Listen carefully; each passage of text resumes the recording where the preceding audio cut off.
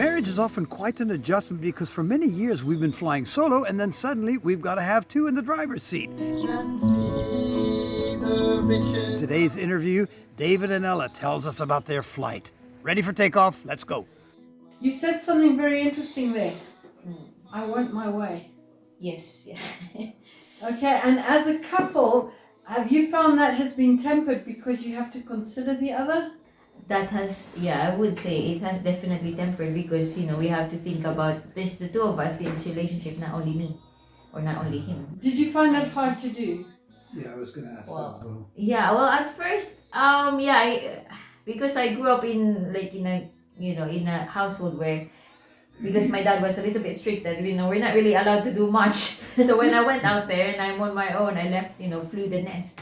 I just wanted to do everything my way, and I'm like, I was enjoying that to the point of I'm exhausted. I don't enjoy. So you enjoyed it to the point of I'm not enjoying it. I still do it from time to time, I must say, and he's the one who keeps me grounded. Like, because he knows me now too well. Like if I go at the speed that I'm going, I will burn myself out.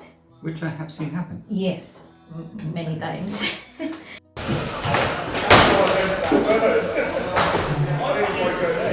David, do you sometimes feel like it's hard for you to say that to your wife? Look, slow it down. Do you feel it's well received? Is it difficult, or does she listen well? Our relationship is not a one-sided one.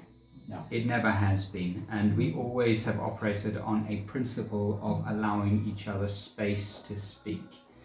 If we have a disagreement, it's almost like an unwritten rule, but when I am expressing my view as to whatever the disagreement's about, she does not say anything until I have completed what I am saying.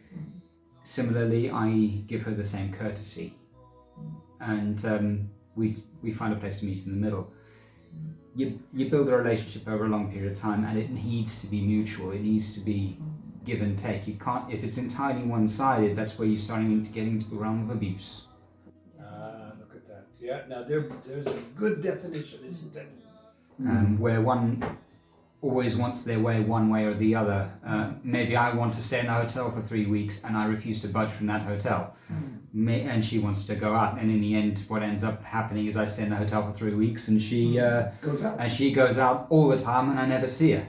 You grow apart. Then we grow apart, yeah. Or the other alternative from that perspective is that you, Ella, stay with the hotel, but then your resentment will build up and build up and build up to a point where eventually it'll snap.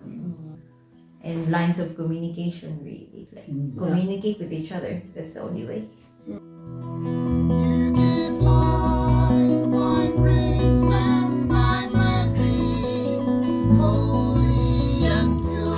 David and Ella both found that many adjustments had to be made so they could move forward as a couple, and I suspect you will too. Next week we're going to continue with our series of interviews, this one about the possible challenges they'll face in the future. God bless, and I hope to see you then.